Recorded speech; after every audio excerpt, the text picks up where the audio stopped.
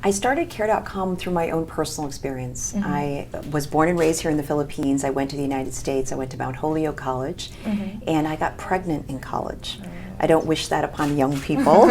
I want to make sure that people take their time going through school, but I got pregnant, and so my husband Ron and I struggled through our undergrad, grad school, and our careers, really worrying about care for our son Ryan. And then later, when our younger son Adam needed care, I asked my parents to come from the Philippines to take care of him, and my father fell backwards down the stairs and had a heart attack.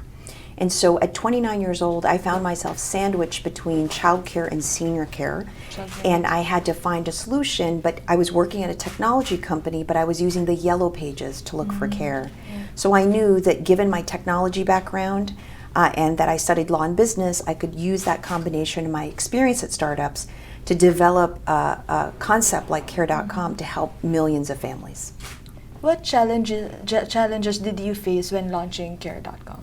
The initial challenges I faced with my co-founders in launching Care.com was really we had a very big vision. We wanted to launch numerous verticals in the very beginning, which we did. And at the very beginning, we had different price points for each vertical, and realized we were making it way too complicated, and we had to simplify the service overall. Since we changed that, it hasn't really been a huge difficulty in terms of most startups go through a pivot. Ours has been a real focus around what opportunities do we pursue first, because the care vertical is such a massive opportunity because the pain point is so large for so many families. How did you manage to grow Care.com to be the world's largest online resource for finding and managing family care?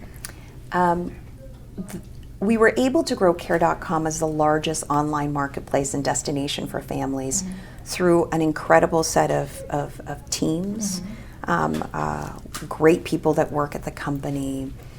We were supported by great investors. We've raised $111 million privately and then $100 million publicly for people really believing in the service with our investors, delivering a great user experience and making sure that we're meeting the needs of families as well as caregivers, and a real focus on making sure that we're getting them the care they need. Because today, Care.com has what we call a high match rate. We're able to find, 80 to 90% of families are able to find the care they need. What made you decide to go public? The reason we decided to take the company public were a few reasons. One, we wanted to make sure, given that it's a consumer brand, that the market and the consumers had a feeling that they owned the service overall. And when companies are taken public and there's even more consumer awareness, that helps with the growth of the company, which is certainly something we've experienced. The second is also for M&A and making sure that the money that we raised went towards a currency and to improve it to buy companies. As well as the third is that we had a B2B business. We have an employer program, and that also creates credibility where more larger companies are aware of us and that we're providing the service to employees as well. What do you think is the future of Care.com? I think the future of Care.com is that it's a huge market opportunity. Today we serve 42 million households in the United States that we're targeting 42 million households, but we're only single-digit percentage penetrated. And households in the United States only represent 5% of the opportunity. So we expect, and the vision has always been to build out a global marketplace to serve billions of families. Do you think the Philippines is a good market to enter into? I think the Philippines is a great market to enter into specifically for, is your question Care.com or is your question about just in general? Care.com and in general. Okay. I think the Philippine market is a great source of caregivers.